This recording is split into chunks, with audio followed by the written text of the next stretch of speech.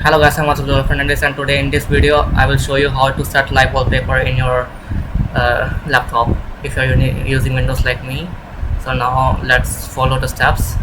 So what you need in Windows 11, you cannot set the live wallpaper because it doesn't allow you to set live wallpaper. So what you need to do, you need to download a third-party application named Lively. You can go to the Microsoft Store and type Lively here. It will show you Lively wallpaper. You need to just install it. After install, and there will be an option of open, and you need to click the open. So here you can like add your own custom wallpaper, like download it from the Pinterest or any other source.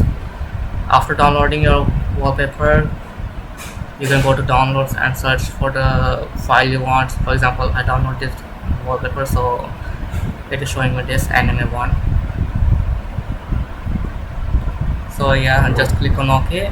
Take any kind of live wallpaper, you can just install it, and then when you double click it, it will be set as your desktop wallpaper if you double click it.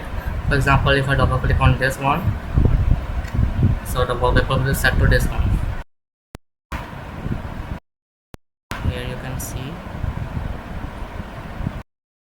this one. Now your live wallpaper is set to this one.